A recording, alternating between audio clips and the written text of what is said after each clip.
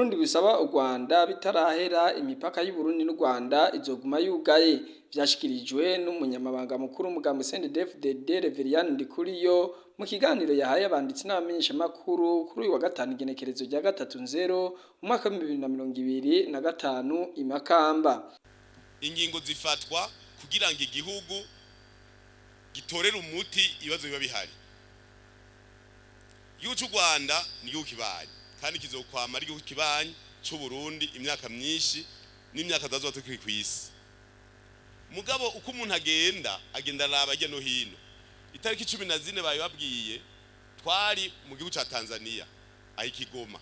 Bajya bana bose mwabonye twagiye guhimbaza imyaka 20 tumaze umupaka wa Tanzania n'u Burundi umeze neza kuva ikabonga ukaduga dufate kuva muri komine Nyanza ugaca muri komine Mabanda, komine Kibago, komine Kayogoro, komine Bukemba, komine Giharo, komine Kinyinya, komine Gisuru, komine Cendajuru, komine Gisagara, komine Mishiha, komine Kigamba, komine Buhinyuza, komine Muyinga, komine Butihinda, komine Yagiteranye.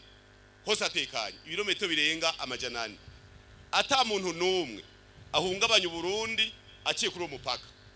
Imyaka 20.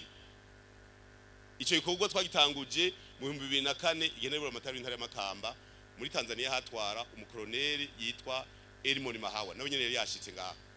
Murumva yuko mu myaka 20 umupaka ubutekanye. Mugabo murazi yuko uko twagiye turagenda u Rwanda twabanye neza. Mugaragera igihe u Rwanda nyene mu 2015 rurafasha bavuye gutimagaza ubutegetsi. Baca bahungirayo kandi arabasoda. Mu bisanzwe nta musoda adabuka umupaka baca bamuboha. Baca baratunga baniyo mbare niyo bari nabandi beshi. Tukavuga tuti muduhe abantu nyerishwe umukuru w'igihugu yarugore n'umupaka. Yapfuye kugurura baca atanga kwica abantu. Ega uzibira kubera habari ingorane. Rero uko bimeze nibaza yuko atangorane ziriho. Tubana tuvugana. Ujya turavugana. Tuvuga tuti ikizana igihindura igipanga karere. Mugabe itarahera ntidupapa. Hoya tugenda bukebuke. Umunsi byaheze uzobona huguruye. Mugabe itarahera tugenda bukebuke. U Rwanda nabivuze abanyarwanda n'abarundi nta ngorane. Mugabo ikibazo ni hagati mu ndongozi zimezime.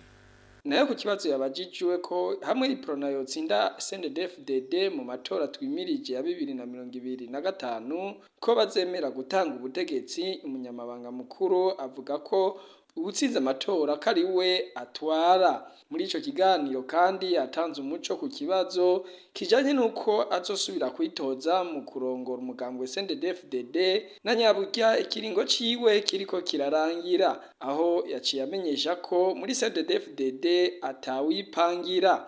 Nagomba kubwire mugambwe CNDD-FDD buya rero ntawe yadukize. Birapanze biva mu nzego mu namashingiro bikaduga gushika mu nama nkuru inararibonye. Bakaraba neza ingene bimeze. Baca bavuga bati naka nimumarize.